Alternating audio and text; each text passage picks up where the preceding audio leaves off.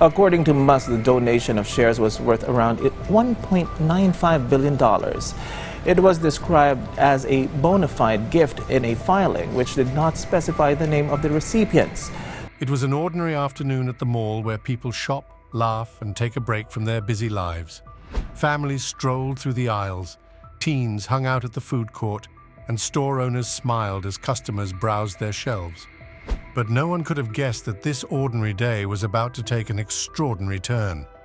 Walking through the crowd was a man in a casual jacket and jeans, blending in like any other shopper. But there was something about him, something familiar. It wasn't just the way he carried himself or the casual confidence in his step.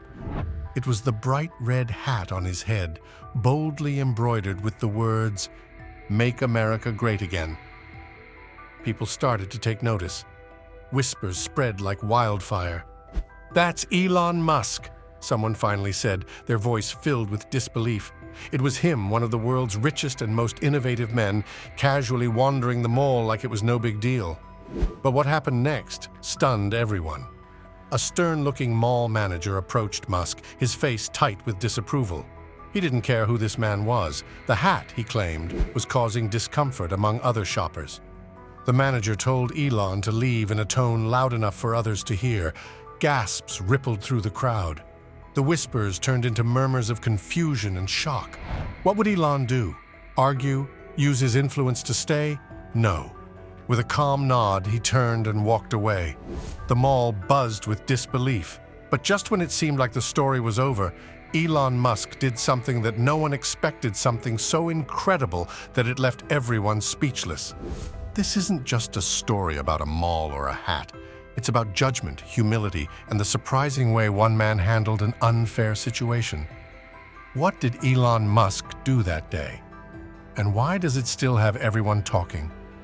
Let's dive into the full story. It was a typical Saturday afternoon at the Oakwood Plaza Mall in Lexington, Kentucky.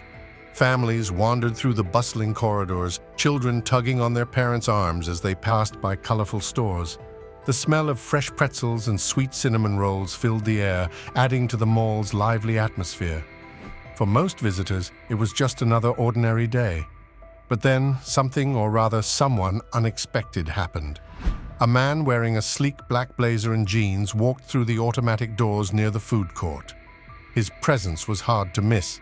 Sunglasses covered his eyes, and perched on his head was a bright red MAGA hat that stood out sharply against the polished surroundings. People began to notice him. Murmurs spread quickly. "Is that Elon Musk?" whispered one shopper. By the fountain, a teenage boy squinted at the figure, already raising his phone to snap a picture. "It can't be him," his friend muttered, though he too was recording the scene. Within moments, the whispers grew louder, and small groups started forming, their hushed conversations filled with excitement and disbelief. The man didn't seem to care about the growing attention. He walked calmly, as if he had all the time in the world, pausing occasionally to glance at shop windows. At one point, he stopped to look at a display of drones at an electronics kiosk. His face gave away nothing, hidden behind the reflective lenses of his sunglasses. Meanwhile, in the mall's central office, John Whitaker, the manager, was finishing a routine meeting with his staff. Known for his strict rules and focus on keeping the mall family-friendly, John didn't tolerate anything that could cause disruption. One of his key policies was no political displays in the mall, a rule he took very seriously. Suddenly, a knock at the door interrupted the meeting. It was Nancy, one of the security supervisors. She looked concerned. "John, you might want to come out here," she said. Nancy looked more animated than usual as she entered the office. "We've got a bit of a situation," she said, her tone urgent. "What kind of situation?" John asked, already standing from his chair. She hesitated, then replied, "Elon Musk is here, or someone who looks a lot like him. And he's wearing a MAGA hat." John blinked in disbelief. "You're joking." "I wish I was," she said, shaking her head. John let out a sigh and grabbed his radio. "All right, let's deal with this quickly." By the time John made it to the main floor, a small crowd had gathered. People craned their necks to get a better view, their phones held high, recording every moment. The man was now in the bookstore, flipping through a book about artificial intelligence titled The Future We Build. The irony wasn't lost on John as he approached, his polished shoes clicking against the tiles. "Excuse me, sir," John began, keeping his tone calm but firm. "Can I have a word with you?" The man turned slowly, lowering his sunglasses. His face was eerily similar to Elon Musk's, leaving the crowd even more stunned. "Yes?" the man replied, his voice steady but with a hint of authority. John briefly glanced at the red hat. "I'm going to have to ask you to remove the hat or leave the mall. We have a strict policy about maintaining a neutral environment here." The man raised an eyebrow, looking slightly amused. "A neutral environment?" he repeated. "Yes, sir. Political symbols can create tension, and we want everyone here to feel at ease," John explained. The man's lips curled into a faint smile. "Interesting policy," he said, his tone calm but unwavering. "But I'm afraid I have no intention of removing the hat." The murmurs in the crowd grew louder, and more people began recording openly. John could feel the weight of the eyes and phones on him, capturing every moment of the interaction. "Sir," John said, his voice tightening, "I'm asking you politely." "If you don't cooperate, I'll have to call security," John said, his voice firm but controlled. The man crossed his arms, the bright red hat catching the overhead lights. "Do what you need to," he replied, his tone calm and unwavering. John's hand hovered over his radio as the tension in the air grew thicker. He hesitated briefly, then called for additional security. The radio crackled with a response, and within moments 2 uniformed guards appeared. By now, a large crowd had gathered. Parents with strollers paused mid-walk, teens leaned over the second-floor railing for a better view, and even the pretzel vendor left his stand to see what was happening. Nearly everyone had their phones out, snapping pictures or live-streaming the scene. One of the security guards, a tall, muscular man named Eric, stepped forward and stood beside John with his arms crossed. The other guard, Mia, looked more uncertain, her eyes darting between John and the man in the red hat. The man remained calm, standing tall with his hands at his sides. He didn't fidget or appear nervous. His expression stayed unreadable, though there was a faint hint of amusement in his gaze. "Sir," John said again, this time with more authority, "this is your final warning. Remove the hat or leave the premises." The man glanced at the guards before looking back at John. "And if I don't?" he asked, his voice steady, almost challenging. "Then we'll have to escort you out," Eric answered, stepping slightly closer. The man raised his eyebrows, a small chuckle escaping his lips. "Escort me out? For wearing a hat?" He shook his head lightly. "Do you hear yourselves?"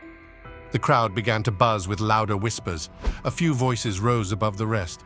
"This is ridiculous! Let him wear the hat!" shouted a man in a denim jacket. "Yeah, he's not hurting anyone," added a young woman holding her phone high to record. But not everyone agreed. "It's private property. They have the right to enforce rules," someone countered from the back. "It's not about the hat. It's about keeping politics out of public spaces," another voice argued. The divide in opinions only added to the chaos as the man in the red hat stood silently, unbothered, watching the debate unfold around him. Another voice chimed in from the crowd, adding to the growing tension. The man in the red hat took a slow, deliberate step closer to John. His presence was calm yet commanding, not aggressive but impossible to ignore. "Tell me something, Mr. Manager," the man said, his voice quiet but firm. John had to lean in slightly to hear him. "Is this really about the hat or about who you think I am?" John's breath caught for just a moment, the question striking deeper than he expected. He quickly straightened, trying to steady himself and regain control of the situation. "This isn't personal, sir," John said, his tone sharp and professional. "Rules are rules." The man repeated the words softly, almost as if testing them. "Rules are rules," he murmured to himself. Slowly, he removed his sunglasses, revealing piercing blue eyes that felt oddly familiar. The crowd gasped, as if they had been collectively holding their breath. "Oh my God, it is him," someone whispered loudly. "Elon Musk!" a teenage girl shrieked, her voice cutting through the noise. The man gave a faint smile but didn't confirm or deny anything.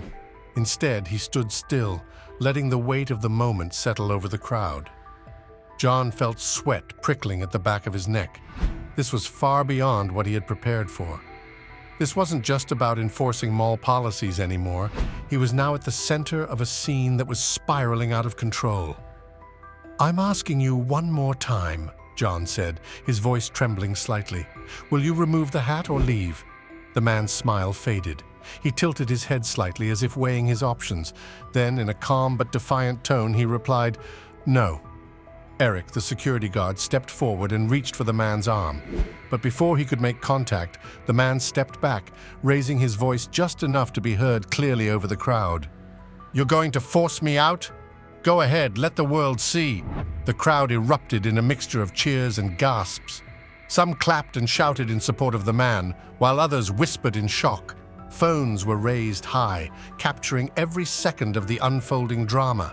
Some voices in the crowd grew louder, with a few shouting at the security guards to back off, while others defended the mall's strict policy. Mia, the younger guard, glanced nervously at John. "What do we do now?" she whispered. John hesitated, the weight of the moment pressing heavily on him.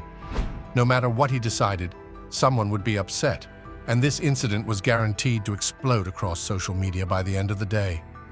Before he could answer, the man in the red hat raised his hand, a calm gesture that somehow commanded attention. "Let's not make this harder than it needs to be," the man said, his voice steady but firm.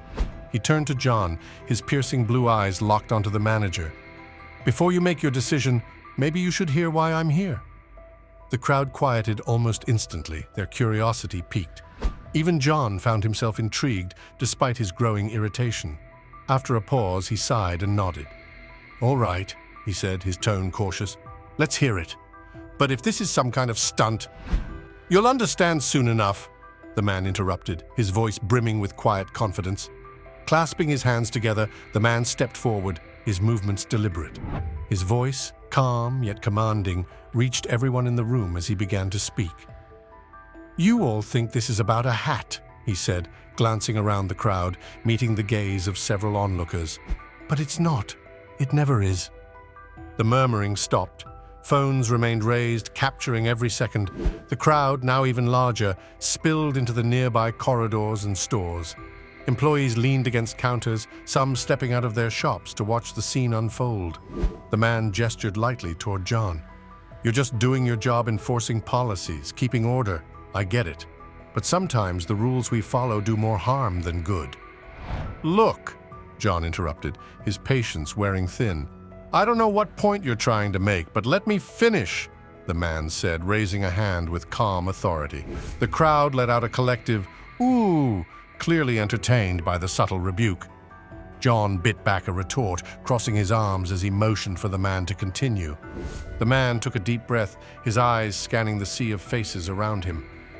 "Imagine this," he began, his tone steady and deliberate. "You see someone walking down the street, wearing something you disagree with. Maybe it's a hat, maybe it's a shirt, or maybe it's just the way they look. It makes you uncomfortable, so you decide they don't belong in your space." The crowd stayed silent, hanging on to his every word, waiting to see where his story would lead. You tell yourself it's about doing what's right, keeping others from feeling uneasy. But deep down, it's about fear. Fear of what that hat represents. Fear of the unknown. His words hung in the air, heavy and sharp. Some people nodded in agreement, while others shifted awkwardly in their spots. The tension was undeniable. Then a voice cut through the silence. "But why the hat? Why here?" It was a young woman wearing a striped sweater, her phone pointed directly at the man. He gave a small smile, acknowledging her question. "Good question," he said calmly. "I'll explain. But first," he turned to John, the mall manager. "Tell me, Mr. Manager, what do you think people are really afraid of when they see this hat?" John hesitated, clearly caught off guard. Choosing his words carefully, he replied, "It's not about fear. It's about keeping this mall neutral. Like I said, politics don't belong here." The man raised an eyebrow, his tone thoughtful. "Neutrality, huh? Interesting idea. But neutrality isn't about staying quiet. It's about allowing people to share space even when it's uncomfortable. The crowd stirred again, murmurs growing louder. A few clapped softly, but most stayed cautious, unsure of where the conversation was heading. Meanwhile, social media was exploding. Nancy, the security supervisor, leaned in to whisper to John. "We're trending on Twitter," she said, holding up her phone. MAGA at the mall was already gaining thousands of views across multiple streams. "This is getting out of control," John muttered, rubbing his temples. "I can't let this spiral." The man seemed to notice John's unease and stepped forward. His voice was steady, reaching everyone. "Let me make one thing clear," he said, addressing the crowd. "I didn't come here to cause trouble. I came here with a purpose. Yes, this hat is part of that purpose, but not in the way you think." The murmurs turned into questions. Even John found himself leaning in, curiosity replacing his frustration. "Why are you here?" someone called out from the back. "What's the point?" The man's faint smile returned, but there was something deeper in his expression, a weight he carried. "I'll tell you," he said, his voice quieter but firm. "But first, let me ask you this. What would you do if everything you believed about someone shifted in a single moment? Would you listen, or would you shut them out just because of what they were wearing?" The crowd fell silent. His question hung in the air, waiting for an answer. The tension hung in the air, heavy and thick. Some people looked away, clearly uncomfortable, while others leaned in, eager to hear what would happen next. John was about to say something, but before he could open his mouth, the man pulled a folded piece of paper from his pocket. Holding it up, he spoke with a serious look on his face. "This," he said, slowly unfolding the paper, "is why I'm here." The crowd moved closer, trying to get a glimpse. Phones zoomed in, capturing every detail of the crisp paper in his hands. John squinted, trying to make out the words, his stomach tightening. "What is it?" someone asked from the back. The man's face softened and his voice grew quieter, making everyone lean in closer. "It's a letter," he said. "A letter from a young woman who works here. She asked me for help, and that's why I came." The crowd whispered, growing even more curious. The idea of a letter from someone at the mall seemed almost unbelievable. People exchanged confused looks, but still kept their phones raised, not wanting to miss anything. John stepped forward, his arms crossed. "A letter? What does that have to do with you or with this situation?" The man unfolded the paper fully, glanced at it briefly, and then looked up at the crowd. His tone was soft, but it carried a deep sincerity. "This letter is from a young woman named Kaylee," he said. "She's 21, works at the food court, and dreams of going to college one day." A gasp rippled through the crowd. A girl in a green apron holding a tray of napkins froze. Her face turned pale as she heard her name. "Oh no," she whispered, her hands shaking. The man continued. "She wrote to me because her mother's medical bills are overwhelming her family. She's been working 2 jobs just to keep the lights on. Despite everything she's been through, she's still trying to save enough for community college." The crowd's energy shifted, moving from confrontation to something more meaningful empathy. Even John felt the knot in his stomach loosen, replaced by a flicker of unease. "But what does this have to do with you?" John asked, his voice softer now. "Why would she write to you?" The man smiled faintly, his eyes meeting John's directly. "Because she believed I could help," he said simply, holding up the letter again and gesturing toward the crowd. "Kaylee didn't just send this to anyone. She sent it to me, Elon Musk." The crowd erupted into chaos. Some gasped audibly while others shouted in disbelief. Phones zoomed in, comparing his features to the man they had seen on countless news programs. A teenage boy shouted, "I told you it was him!" Another muttered, "No way, this is insane!" Even John, usually calm and unflappable, found himself reeling, trying to process what was happening. "Wait, what?" John stammered. Musk chuckled softly, shaking his head. "You didn't believe me before, and I get it. This isn't exactly a typical day at the mall." He turned back to the crowd, his voice growing steadier. "Kaylee's letter moved me," Musk continued. "She didn't ask for money. Just advice on how to balance her dreams with her family's struggles. She thought maybe I could give her some guidance." Kaylee, still frozen in the back, tried to hide behind the soda machine, but the crowd had already spotted her. Several people turned toward her, pointing and whispering. Her face burned with embarrassment. Musk called gently, "Kaylee, you don't have to hide. Come here." She hesitated, her heart pounding. Her co-workers nudged her forward, whispering encouragement. Finally, with shaking hands, she stepped into the clearing. Her green apron was still tied around her waist. The crowd parted to let her through. Musk smiled warmly, handing her the letter. "You were brave to write this," he said. "And you were right, I want to help." Kaylee stared at him, her eyes wide with disbelief. You read it?" she stammered. "I didn't think anyone would." "I did," Musk said firmly. "And I came here today because I wanted to meet you in person." Tears welled in her eyes as the weight of the moment hit her. "I don't understand," she said. "Why would you care about someone like me?" Musk placed a hand on her shoulder, his voice filled with conviction. "Because people like you are why I do what I do," he said. "You're the future, and you deserve a chance to build something amazing." The crowd broke into applause, some wiping their eyes as they watched the emotional exchange. Even John hesitated at first, but found himself clapping too, caught up in the moment, despite his earlier frustration. Kaylee wiped her tears, her voice trembling. "I don't know what to do next," she said. "I'm just trying to survive." Musk smiled, his gaze steady. "Let's start with this," he said, reaching into his jacket pocket. He pulled out a small envelope. "This is for you to consider it an investment in your future." Kaylee took the envelope with trembling hands, opening it cautiously. Inside was a check. She gasped audibly, covering her mouth as her eyes scanned the number. "It's $50,000, she whispered. The applause erupted again, louder this time. People cheered and whistled, their earlier tensions forgotten in the wake of the heartfelt gesture. The mall echoed with cheers and applause, a stark contrast to the tense standoff just moments before. Before Kaylee stood in stunned silence, clutching the envelope like it was a lifeline. Her co-workers rushed to her side, patting her back and offering congratulations. The crowd buzzed with energy, everyone eager to capture this once-in-a-lifetime event on their phones. John stepped forward cautiously, his professionalism at odds with the humanity of the moment.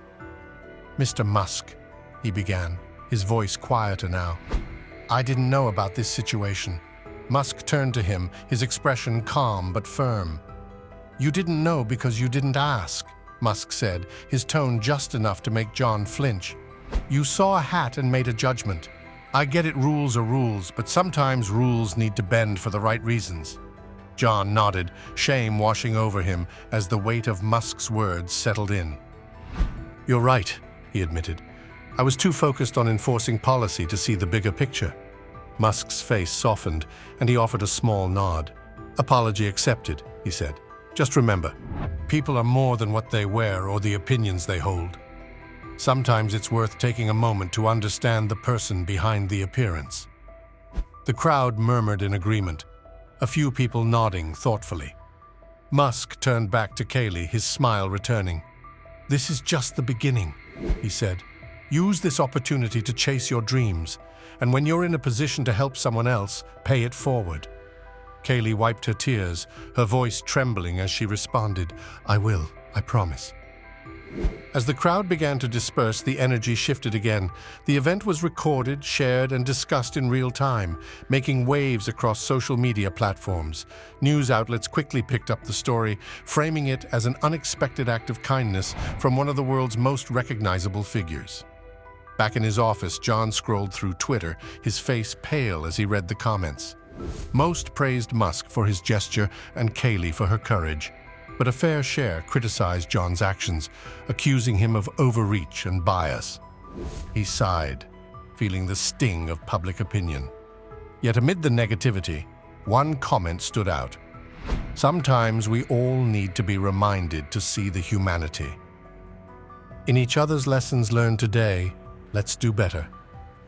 That night, Kaylee sat at her kitchen table, the check still in her hands. Her mother, frail but smiling, reached over to squeeze her daughter's hand. "You've always been a fighter," she said, "and now you've got the chance to do something incredible." Kaylee nodded, her determination growing. She didn't know exactly what the future held, but for the first time in a long while, she felt hope, real, tangible hope. Meanwhile, Elon Musk's departure from the mall was as understated as his entrance. He declined interviews, waved politely to fans, and slipped away without further fanfare. But his actions left a lasting impact not just on Kaylee, but on everyone who witnessed the day's events. The next morning, Oakwood Plaza's management issued a statement, apologizing for the incident and promising to review their policies to ensure a more inclusive environment. John himself drafted the statement, vowing to approach his role with more compassion and understanding moving forward. The story became a viral sensation, sparking conversations across the country about judgment, compassion, and the power of small acts of kindness. Kaylee's story inspired others to share their struggles, leading to a wave of support and community-driven initiatives. In the end, what began as a confrontation over a hat transformed into something far greater, a reminder of the humanity that connects us all, even in the most unexpected places.